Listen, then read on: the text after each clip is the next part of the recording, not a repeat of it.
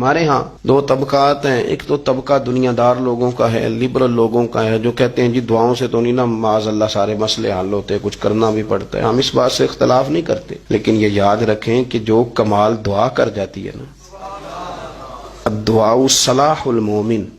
دعا ہتھیار ہے مومن کا، یہ انقلاب پیدا کر جاتی ہے، کمال ہو جاتا ہے۔ تو کچھ وہ لبرل لوگ ہیں جو کہتے ہیں جی دعا کیا ہے معاذ اللہ، اور آپ صرف دعا پہ تکیہ لگا کے بیٹھ گئے، تو وہ بھی چونکہ روحانیت سے دور ہیں تو بھی کئی دفعہ تکلیف میں مبتلا کرتے ہیں اپنے آپ کو۔ اور ایک گروہ ملنگوں کا ہے جو کہتے ہیں کرنا کچھ نہیں، صرف دعا ہی کرانی ہے، اور وہ بھی اب دعا کے اتنے شوقین نہیں، دعا کے شوقین نہیں، وہ تو کہتے ہیں نظر کرم چاہیے، وہ کہتے ہیں کوئی تویز چاہیے، کوئی بوٹی ملے، یعنی کوئی ایسا چکر چل جائے کہ فٹافٹ کوئی چیز میرے ہاتھ نہ اعلیٰ دین کا کوئی چراغ آئے اور میں رگڑوں اور سارے مسئلے حل ہو جائیں۔ اور کچھ لوگ ہیں دعا کے قائل، پر انہوں نے بھی دعا کو بہت زیادہ رسم بنا لیا ہے،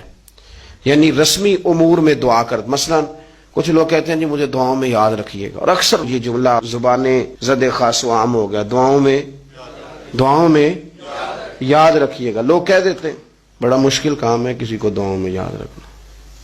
کو آسان کام ہے؟ دعاؤں میں یاد رہنے کے لیے نا پھر تھوڑا بہت سامنے بھی رہنا پڑتا ہے،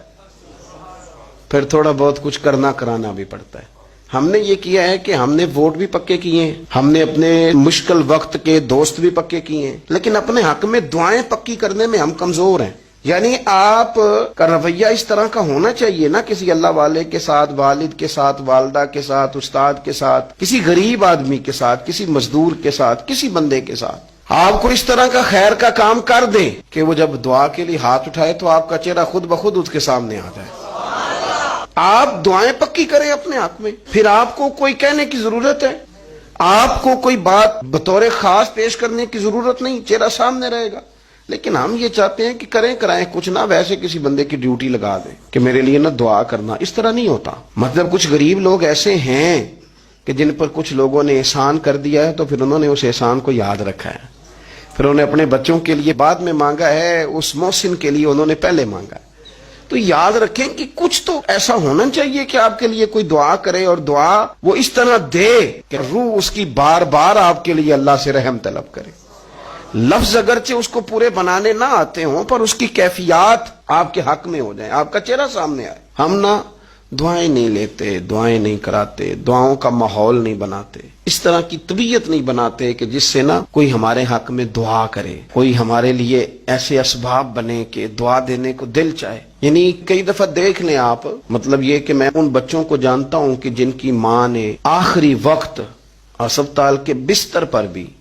جب اس کی آنکھ کھلی ہے تو اس نے اس بیٹے کو دعا ہی دی ہے جس نے بڑی خدمت کی ہے، وہ دی ہے اس نے دعا، اور اس نے گہرائی سے دی ہے۔ ہاں میں ایسے لوگوں کو جانتا ہوں کہ جن کی بعض لوگوں نے اتنی خدمت کی کہ انہوں نے ایک لفظ بھی نہیں کبھی کہا کہ میرے لیے دعا کریں، پر چونکہ انہوں نے کچھ کیا تھا تو دعا نکل گئی، لب سے وہ جملے ادا ہو گئے کہ اس بندے پہ رحم فرما، مالک کرم فرما اس پر۔ دعاؤں کا ماحول بنائیں، اور دعاؤں کے لیے آپ اسباب پیدا کریں